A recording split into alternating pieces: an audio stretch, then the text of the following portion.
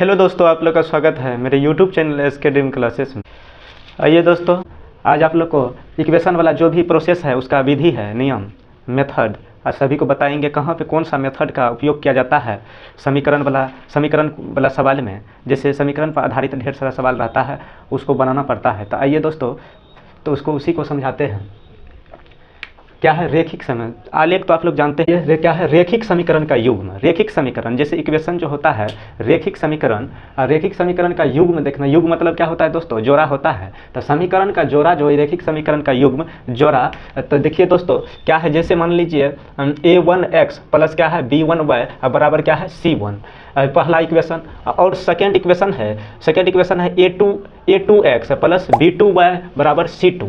यह दोस्तों रेखिक समीकरण युग्म हो गया, दो ठो है। तब इसी पर देखिए आधारित कंडीशन होता है। जब आपको दो इक्वेशन दिया हुआ रहेगा तो उसमें आपको a1 b1 c1 और a2 b2 c2 इसका पहले मान निकाल लेंगे, उसके बाद बैठाना है उसको इस तरीक़ा से।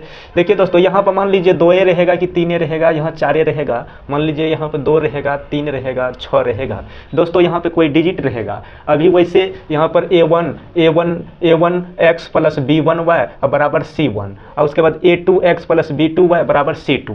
इसके जगह पर a1 के जगह पर कोनो संख्या रहेगा दोस्तों, b1 के जगह पर कोई संख्या रहेगा तो उसको b1 बराबर लिखेंगे, c1 के जगह पर जो संख्या रहेगा उसको c1 बराबर लिखेंगे। दोस्तों इक्वेशन फर्स्ट में 1 का उपयोग करें, जैसे a1 बराबर b1 बराबर c1 बराबर इस तरह से लिखना है। क्या जो समीकरण फर्स्ट है इसीलिए 1 1 करके लिखना है। और समीकरण सेकंड में क्या करना है दोस्तों? 2 2 लगाना है, 2 2 लगाना है। समीकरण का है तो 2 है तो इसीलिए दोस्तों इसमें क्या करेंगे a2 b2 c2 इस तरह से लिखते हैं। यहाँ पर कोई अंक रहेगा तो उसको लिखेंगे a2 बराबर, यहाँ जो भी रहेगा तो a2 बराबर हो जाएगा, यहाँ पर जो संख्या रहेगा वह b2 बराबर हो जाएगा और यहाँ पे जो भी संख्या रहेगा वह c2 बराबर हो जाएगा। दोस्तों जब a1 b1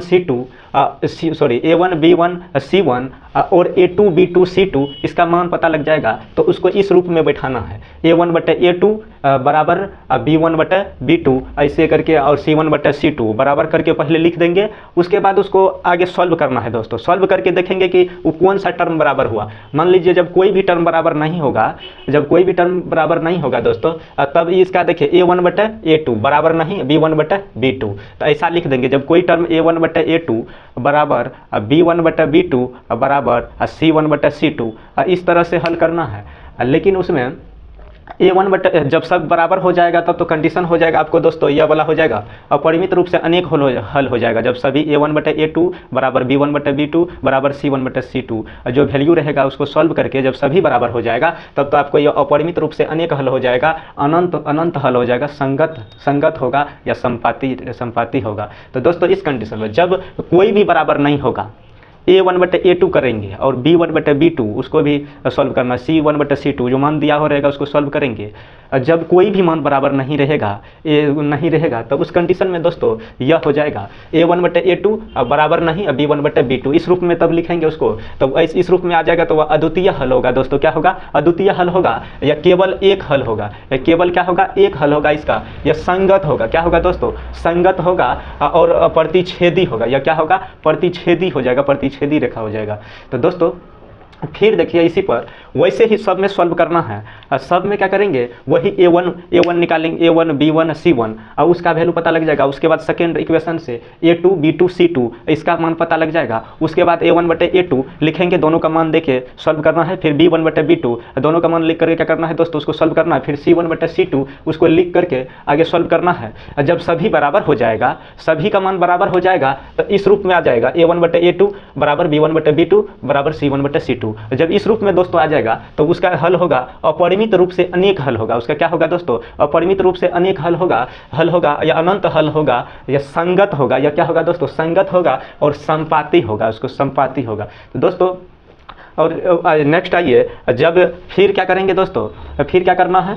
फिर उसे वैसे ही सॉल्व करेंगे। जब आपको दो टर्म बराबर हो जाएगा और तीसरा टर्म बराबर नहीं होगा, c1 बटे c2 या बराबर नहीं होगा, तो इस रूप में आ जाएगा। और जब इस रूप में आ जाएगा तो इसका क्या हो जाएगा? कोई हल नहीं है। जब इस रूप में आ जाएगा तो उसका कोई हल नहीं, असंगत हो जाएगा और समांतर हो जाएगा, असंगत हो जाएगा और समांतर हो जाएगा। तो दोस्तों इस टाइप का सवाल सब पूछा जाता है। आपको पूछेगा, दो इक्वेशन दे देगा और उसमें कहेगा कि अब कौन सा हल है, कौन सा हल होगा। तो आपको इसी तरह से से सॉल्व करना है A1/A2 और B1/B2 और C1/C2, तीनों का वैल्यू दे करके उसको सॉल्व करेंगे। और जब तीनों का मान बराबर हो जाएगा तो अपरिमित रूप से अनेक हल हो जाएगा। जब कोई बराबर नहीं होगा तो आपका अद्वितीय हल हो जाएगा। जब दो ठो बराबर होगा, एक ठो बराबर नहीं होगा तो कोई हल नहीं हो जाएगा, कोई हल ना होगा उसका। ठीक है दोस्तों, असंगत हो जाएगा।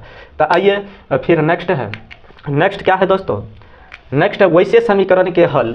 अब देखिए इस टाइप का ये जो दिया हुआ है, इस टाइप का सवाल सब रहता है तो उसको समझ के बनाना पड़ता है। देखिए क्या है, वैसे समीकरण के हल पर आधारित प्रश्न जिसमें एक या दोनों चरों के व्युत्क्रम उपस्थित हो। उसमें क्या चीज़, एक चर है या दोनों चर के व्युत्क्रम जब उपस्थित रहेगा तो उसको किस तरीका से सॉल्व करेंगे दोस्तों, कौन सा प्रोसेस लगाना है। तो आइए दोस्तों आज सभी प्रोसेस को देख लेते हैं। क्या है, यदि फर्स्ट देख लीजिए क्या कह रहा है। इस तरह का सवाल जब बनाएंगे तो यदि चर x हर में हो, यदि दोस्तों कहता है चर x हर में हो और तब मान लेना है, तब क्या चीज़ मान लेंगे दोस्तों, जब हर में x रहेगा तब क्या चीज़ मान लेंगे, u बराबर 1/x मान लेंगे। क्या मान लेंगे दोस्तों, u बराबर 1/x मान लेंगे। u बराबर क्या मान लेंगे दोस्तों, 1/x मान लेंगे। इसके जगह पर दूसरा कुछ भी मान सकते हैं, लेकिन दोस्तों u मान लीजिएगा, u बराबर 1/x मान लेंगे। और दोस्तों यदि चर संख्या तो है ये ABCD ये सब तो क्या है, चर संख्या दोस्तों, काउंटिंग नंबर जो भी है वह चर संख्या है। तो ये क्या है, y हर में हो। जब y होगा दोस्तों हर, भिन्नों के ऊपर वाले डिजिट को क्या कहते हैं, उसको अंश कहते हैं। नीचे वाला को क्या कहते हैं दोस्तों, हर। इसको क्या कहेंगे, अंश कहेंगे। नीचे वाला को क्या कहेंगे दोस्तों, हर कहेंगे। तो कह रहा है y हर में हो तब मान लेना है, तब कौन चीज़ मान लेंगे दोस्तों, v बराबर मान लेंगे 1/y मान लेंगे। v बराबर क्या मान लेंगे, 1/y। तो उसके बाद दोस्तों मानने के बाद क्या करना है, तब इस प्रकार u और v में दो रेखिक समीकरण प्राप्त हो जाएगा। तब जो इस तरह का मानिएगा तब आगे जो सॉल्व कीजिएगा u और v में दो इक्वेशन प्राप्त हो जाएगा, समीकरण प्राप्त हो जाएगा। और तब क्या करना है, उसके बाद इक्वेशन प्राप्त होने के बाद दोस्तों तब क्या करेंगे, u और v में प्राप्त रेखिक समीकरण को हल करेंगे। तब उसका क्या करेंगे, वो जो इक्वेशन आएगा u और v में इक्वेशन जो आएगा वो दोनों इक्वेशन को क्या करेंगे दोस्तों, हल करेंगे। तो हल करने के बाद फिर दोस्तों क्या करेंगे, अंत में क्या करना है, जैसे u बराबर 1/x और v बराबर 1/y, उसको रख कर x और y का मान ज्ञात करेंगे। तब उसमें क्या करेंगे, इसमें रख करके अंत में x और y का मान ज्ञात कर लेंगे दोस्तों। तब क्या हो जाएगा, सवाल सॉल्व हो जाएगा। फिर आइए दोस्तों नेक्स्ट क्या है, नेक्स्ट है वर्ज गुणन विधि। क्या है दोस्तों, वर्ज गुणन विधि। दोस्तों इसमें और प्रोसेस होता है इक्वेशन सबको सॉल्व करने के लिए। जैसे एगो विलोपन विधि होता है दोस्तों, एगो विलोपन विधि होता है, एक तो क्या होता है प्रतिस्थापन विधि और एक तो होता है वर्ज गुणन विधि। विलोपन विधि, प्रतिस्थापन विधि और वर्ज गुणन विधि। विलोपन विधि में दोस्तों सिंपल है, इक्वेशन दिया हुआ रहेगा, दो ठो इक्वेशन रहेगा, उसको क्या करेंगे, उसको आगे सॉल्व करेंगे। एक ठो टर्म कोई x वाला या y वाला को बराबर करने के लिए इक्वेशन में कुछ संख्या से मल्टीप्लाई किया जाता है। तब दोनों समीकरण में से कोई एक बराबर हो जाएगा। मान लीजिए x वाला टर्म का संख्या बराबर कर लेंगे, या तो y वाला टर्म का जो है ना संख्या बराबर कर लेंगे, कोई संख्या से गुना करके बराबर कर लेंगे। उसके बाद आगे समीकरण दोनों को सॉल्व कीजिएगा तो x y का मान निकल जाएगा। दोस्तों प्रतिस्थापन विधि में क्या किया जाता है, प्रतिस्थापन विधि में जैसे दो ठो इक्वेशन पहले दिया हुआ रहेगा, उसमें से एक ठो और इक्वेशन बना लेना है। वही समीकरण या एक को तोड़ के समीकरण एक ठो दूसरा बना लेंगे, या तो समीकरण दो को तोड़ के एक ठो इक्वेशन बना लेंगे। तो दोनों में से किसी एक को तोड़ के तो तीन ठो समीकरण हो जाएगा दोस्तों। तो जिस समीकरण को तोड़ के तीसरा समीकरण बनाएंगे उस समीकरण का मान उसमें नहीं रखेंगे। जिस समीकरण को तोड़ के दूसरा समीकरण बनाएंगे तो उस समीकरण का मान उसी समीकरण में नहीं रखेंगे। एक को तोड़ेंगे तो दो में मान रख करके बनाना है। और जब समीकरण दो को तोड़ के समीकरण 3 बनाएंगे तो समीकरण तब 2 में मान नहीं रखना है। तब समीकरण उसका 3 जो बनाएंगे उसका मान किस में रख देंगे दोस्तों, समीकरण 1 में रख के सॉल्व कीजिएगा। अब x का मान निकल गया तो उसके बाद x का मान निकलेगा तो किसी समीकरण में x का मान रखिएगा तो y का मान निकल जाएगा, तो सॉल्व हो जाएगा दोस्तों। विलोपन विधि सिंपल है और प्रतिस्थापन विधि में भी सिंपल है। अब ये वर्ज गुणन विधि क्या है, वर्ज गुणन विधि है, क्रॉस मल्टीप्लिकेशन है मेथड। क्रॉस मल्टीप्लिकेशन होता है तो इसमें क्रॉस मल्टीप्लाई किया जाता है। क्रॉस मतलब तिराकोनी, क्रॉस मल्टीप्लाई मीन्स क्या होता है, तिराकोनी गुना। तो दोस्तों आइए वही क्रॉस मल्टीप्लिकेशन को देखते हैं। क्या है, जैसे देखिए दोस्तों इसको इस सिस्टम से अति किए हैं। क्या है, जैसे B1 B2 C1 C2 A1 A2 B1 B2।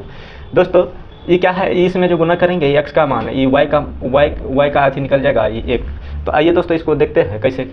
देखिए मल्टीप्लाई क्या किया दोस्तों, पहले B1 B1 C2 B1 को C2 से गुना कर दिए, उसके बाद माइनस, फिर क्या कर दिए दोस्तों B2 इसको गुना करके लिख दिए B2 C1 बराबर, फिर क्या किए दोस्तों C1 A2 माइनस क्या थी C2 A1, और उसके बाद यहाँ पे हो गया दोस्तों, फिर इसको क्या किए बराबर, फिर 1 बटा, उसके बाद A1 B2 और A2 B1। दोस्तों देखिए इसका जो है ना ट्रिक से जो है ना याद रखना है। तो दोस्तों तो इसको देखिए सिंपल में आपको उतना सोचना नहीं है, सिंपल में इसको क्या करना है, देखिए आपको वर्ग गुणनखंड विधि से जब रहेगा इक्वेशन सॉल्व करने के लिए, मान लीजिए कोई इक्वेशन रहता है तो एक्स वाई रहता है, एक्स वाई उधर मान लेंगे क्या चीज़ है, कुछ नहीं 1 है, तो एक्स वाई तो ऊपर में समझिएगा कि एक्स वाई है, उसके बाद 1 तो होगा ही। अब देखिए एक्स के बट्टे में आप याद रखिएगा कि x के बट्टे में क्या लिखेंगे BC याद रख लीजिएगा, x के बट्टे में BC, y के बट्टे में CA और 1 के बट्टे में क्या चीज़ AB, BC CA AB इसको याद रख लेना है, और माइनस मन में याद रख लेंगे BC, नीचे में सब में सोचेंगे क्या चीज़ होगा, माइनस होगा, प्लस नहीं कीजिएगा, क्या करेंगे दोस्तों माइनस करेंगे, BC माइनस BC, अब देखिए CA minus CA AB minus AB, ऐसा कर देना है। तब 1 2 तो अभी सिंपल है बैठाना, क्या करेंगे दोस्तों x बटा BC याद रखेंगे, y बटा CA याद रखेंगे और 1 बटा AB याद रखेंगे, और कुछ नहीं करना है दोस्तों। x बटा जब BC याद रखिएगा तो सोचेंगे कि BC 2 बार हो जाएगा, BC minus BC, CA minus CA, AB minus AB, तो 2 बार। और उसके बाद दोस्तों 1 क्या करेंगे 1 2 2 1 1 2 2 1 1 2 2 1 इस तरीक़ा से लिख देना है। इसका 1 लिखेंगे, इसका 2, फिर 2 1 1 2, फिर 2 1 1 2 2 1 इस तरीक़ा से लिख देना है। तो बस वर्ग गुणन विधि का फार्मूला हो जाएगा। उसके बाद इस पर बैठा देंगे, इक्वेशन जो दिया हुआ रहेगा दोस्तों, अभी आपको उधर पीछे में बताए हैं कि क्या करेंगे, इक्वेशन जो दिया हुआ रहेगा फर्स्ट इक्वेशन में A1 पता कर लेंगे, A1 B1 C1, उसके बाद सेकेंड समीकरण में पता कर लेंगे A2 B2 C2। जब यह पता हो जाएगा तब जहाँ पे A1 है वहाँ A1 मान बैठाएंगे, जहाँ पे B1 है B1 का मान बैठाएंगे, जहाँ C1 है C1 का मान बैठाएंगे, पता रहेगा तो A2 का मान बैठाएंगे, तो सब का मान इस पर बैठा के दोस्तों आगे सॉल्व कर देना। आगे सॉल्व करेंगे, आगे सॉल्व करके हल हो जाएगा। लास्ट में जो आएगा दोस्तों तब तुलना किया जाता है।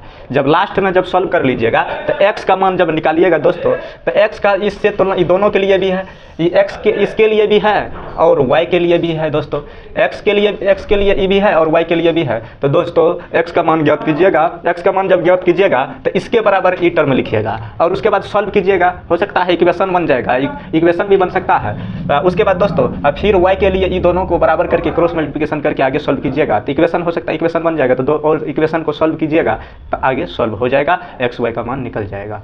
अब उससे एक तो कंडीशन दिया गया है दोस्तों, समीकरण के दाएं पक्ष को शून्य बना लेना है। अब देखिए दोस्तों जब समीकरण में जैसे मान लीजिए 2x + 3y बराबर 2 दिया हुआ रहेगा तो 2 को उधर बराबर के उस साइड से इस साइड कर लेना है दोस्तों। जैसे मान लीजिए यहाँ पे क्या है a1x + b1y बराबर c1 है, तो इसको क्या करेंगे उधर से उठा के इधर ला लेंगे, उधर प्लस में है तो इधर आ जाएगा माइनस में, उधर 0 हो जाएगा। तो वही कंडीशन यहाँ कर रहा है, समीकरण के दाएं पक्ष को शून्य बना लेना है। समीकरण के दायां पक्ष को क्या चीज़ शून्य बना लेंगे, उधर जो भी संख्या रहेगा उसको बराबर के बायां साइड ला लेंगे, तो उसके बाद सॉल्व करना है। उसके बाद A1 B1 C1 और A2 B2 C2 इसका मान पता लगा लेना है और उसके बाद सॉल्व कर देना है। ठीक है दोस्तों, तो बन जाएगा, इक्वेशन भी बनेगा, ताकि सॉल्व कर दीजिएगा तो हल हो जाएगा। लेकिन दोस्तों ये दोनों को तुलना कीजिएगा, जब इसको सॉल्व करिएगा तब लास्ट में इसको x वाला को इससे तुलना करेंगे, काहे तो ये जो है दोस्तों इसके लिए भी है और इसके लिए भी है, तो दोस्तों तब तुलना कर देना है, x y का मान ज्ञात हो जाएगा। ठीक है दोस्तों, आगे आइए। अब देखिए समय दूरी चाल पर आधारित प्रश्न, ये समय दूरी भाषा वाला सवाल होता है, समय दूरी चाल तब भाषा वाला सवाल होता है, उसको सॉल्व करके तब इक्वेशन बनता है, तब उसी तरह से फिर क्या चीज़ इक्वेशन का सॉल्व करके x y का मान ज्ञात किया जाता है। दोस्तों समय दूरी चाल पर आधारित प्रश्न के लिए क्या चीज़ है, पहले क्या चीज़ करना है दोस्तों, अज्ञात राशि को x y मान लेंगे। जो मान लीजिए जो राशि का पता नहीं है, अज्ञात राशि, जो राशि का मान पता नहीं है उसको क्या मान लेंगे, x y मान लेंगे। पहले क्या करेंगे दोस्तों, अज्ञात राशि को x y मान लेंगे, फर्स्ट कंडीशन। और सेकेंड कंडीशन सुनिए दोस्तों, दिए गए शर्तों के अनुसार, अब शर्त दिया गया है यहाँ पे, उसको याद रखिएगा दोस्तों। भाषा वाला सवाल में ये सब मायने रखता है, इसीलिए इसको जब तक याद नहीं रखिएगा तब तक बनेगा नहीं।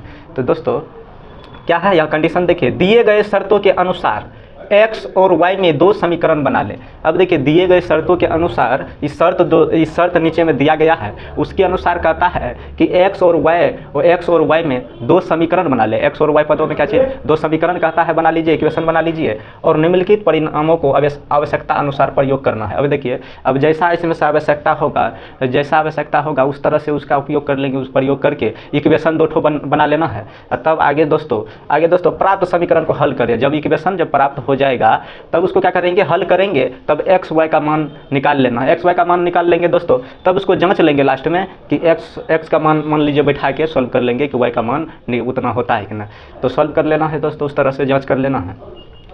दोस्तों आप लोग कोई आलेख में जितना भी रिलेटेड प्रोसेस है, मेथड है, नियम, इसमें आप लोग को बता दिए। विलोपन विधि के बारे में भी बताइए दिए, उसके बाद प्रतिस्थापन विधि के बारे में बता दिए किस तरह से कैसे होता है। उसके बाद दोस्तों वर्ग गुणन विधि से भी बताइए दिए इस समीकरण को सॉल्व करने के लिए। दोस्तों ये सभी नियम है एक्स वाई का मान ज्ञात करने के लिए। समीकरण में क्या चीज़ है, एक्स वाई का मान निकालने के लिए कितना नियम है, चाहे 3 नियम है दोस्तों।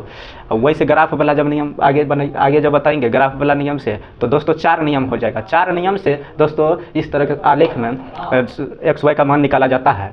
फर्स्ट जैसे देखिए दोस्तों विलोपन विधि से निकाल लेंगे, पर विलोपन विधि से भी निकालते हैं, उसके बाद प्रतिस्थापन विधि से निकालते हैं, उसके बाद वर्ग गुणन विधि से निकालते हैं, उसके बाद ग्राफीय विधि से ग्राफ खींच के तब उसके बाद सॉल्व किया जाता है। अभीष्ट हल जहाँ होता है, अभीष्ट हल जो निकल जाता है, तब उसको देखते हैं कि उस समीकरण पे सेट करता है कि ना। जब सेट कर जाता है तो वो एक्स और वाई का मान निकल जाता है। दोस्तों 4 प्रोसेस से इक्वेशन को सॉल्व करके एक्स वाई का मान निकाला जाता है।